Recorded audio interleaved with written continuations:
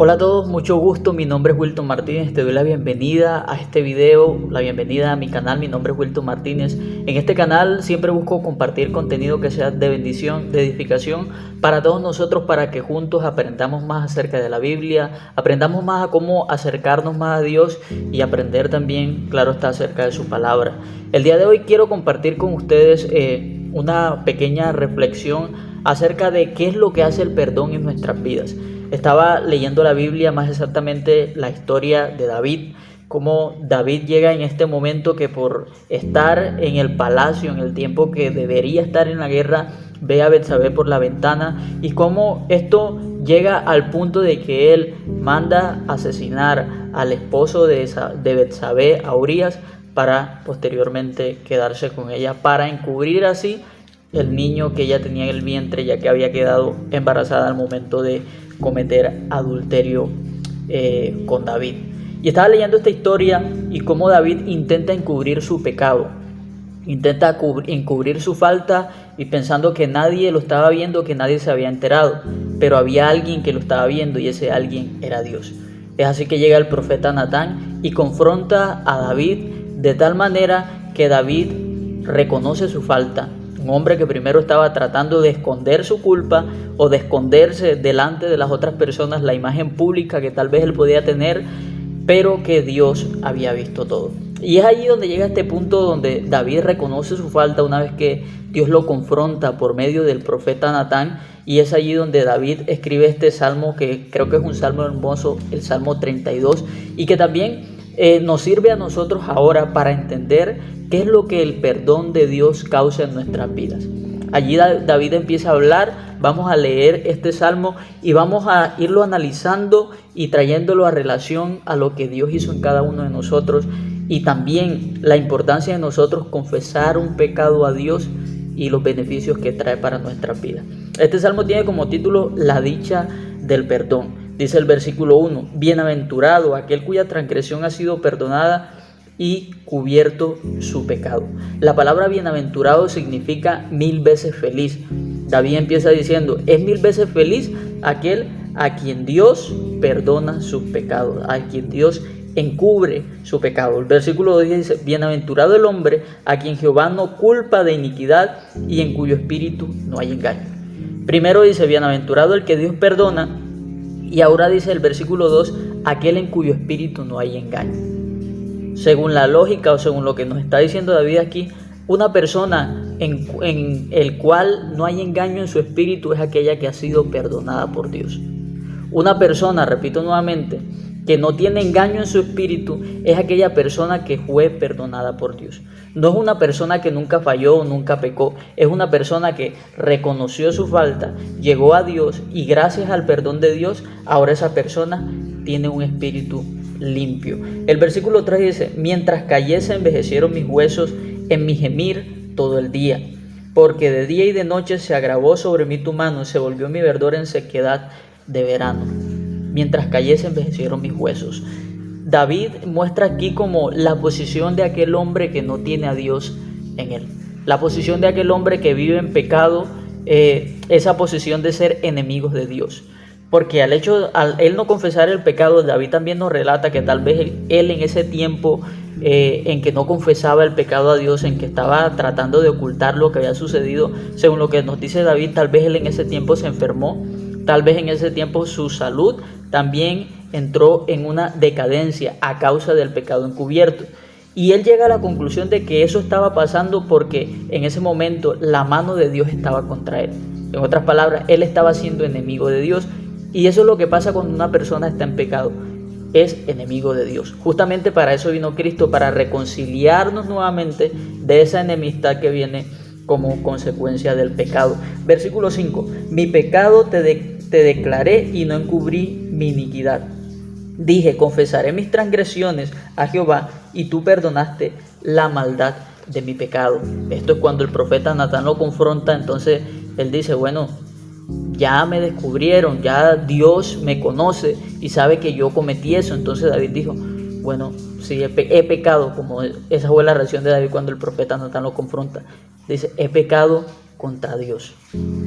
Y en el momento que él reconoció, entonces Dios perdona el pecado de David, y eso pasa hoy también. Cuando nosotros reconocemos nuestra falta, la palabra dice que Dios es fiel y justo para perdonarnos. Eso gracias al sacrificio de Jesús. Versículo 6.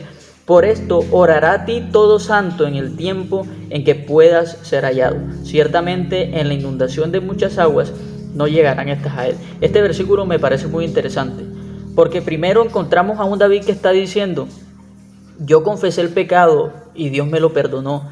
Y en el versículo 6 nos dice: por tanto orará a ti todo santo. ¿Por qué razón va a orar a Dios todo santo y va a ser escuchado? Porque ya Dios lo perdonó. En este orden de ideas nos muestra una definición diferente de lo que es una persona santa. Según lo que nos dice el Salmo de David, un santo es aquella persona que ha sido perdonado por Dios. Un santo no es alguien que nunca ha pecado, que nunca ha fallado. No, es alguien que pecó, que falló, pero que confesó el pecado. Y en ese momento que confesó el pecado, Dios lo limpió, perdonó su falta, y por esa razón ahora es un santo que puede orar a Dios. Aquel que por el pecado era enemigo de Dios, al momento de recibir el perdón de Dios, inmediatamente se vuelve una persona santa. Y en esa posición de persona santa, esa persona puede orar a Dios, y entonces Dios lo va a escuchar. Dios lo va a proteger. Dice aquí que en el tiempo de la inundación de muchas aguas no llegarán estas a él. Entonces ya pasa de la enemistad a estar en esa posición de ser protegido por Dios. Versículo 7. Tú eres mi refugio, me guardarás de la angustia, con cánticos de liberación me rodearás. Entonces miremos cómo cuando recibimos el perdón de Dios pasamos de ser enemigos a ser realmente o encontrar en Dios ese refugio para nosotros en el tiempo de angustia, ese refugio para nosotros en el tiempo difícil y de calamidad. Entonces aquí nos estamos dando cuenta lo poderoso que es el perdón de Dios y lo importante que es recibir el perdón de Dios y los beneficios que encontramos en ese perdón. Seguimos leyendo versículo 8.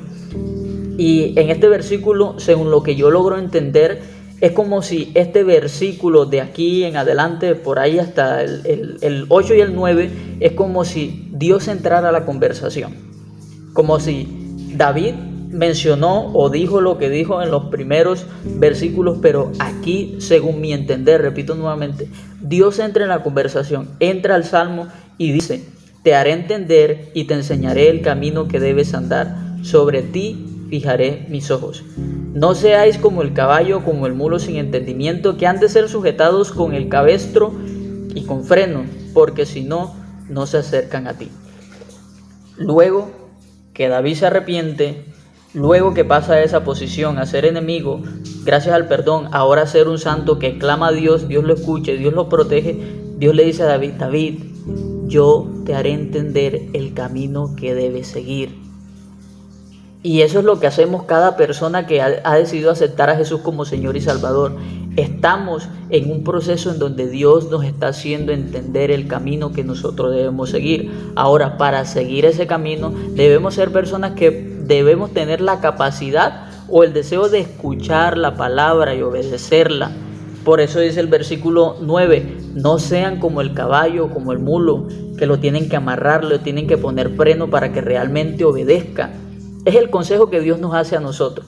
Está la promesa de que Él nos va a hacer entender el camino que debemos seguir, pero el hecho de que nosotros entendamos ese camino y caminemos por ese camino que ya Dios ha preparado depende de la posición que nosotros tengamos delante de ya ese regalo que Él nos está ofreciendo, que es guiarnos para que podamos seguir el camino correcto. Seguimos leyendo el versículo 10. Muchos dolores habrá para el impío, mas al que espera en Jehová le rodea la misericordia. Este versículo es muy interesante. El impío es una persona que conoce acerca de la palabra.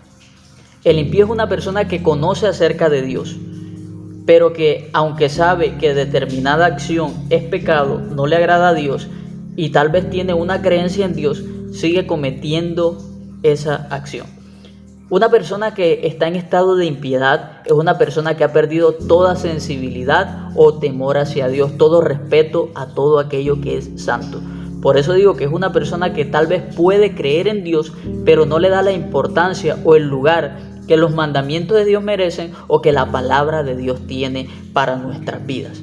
Un impío es una persona insensible completamente a la palabra de Dios, a la voluntad de Dios, y que corre tras sus propios deseos, pero esos deseos son totalmente contrarios a la voluntad de Dios. Y aquí el Salmo nos dice que para el impío habrán muchos dolores habrán para el impío.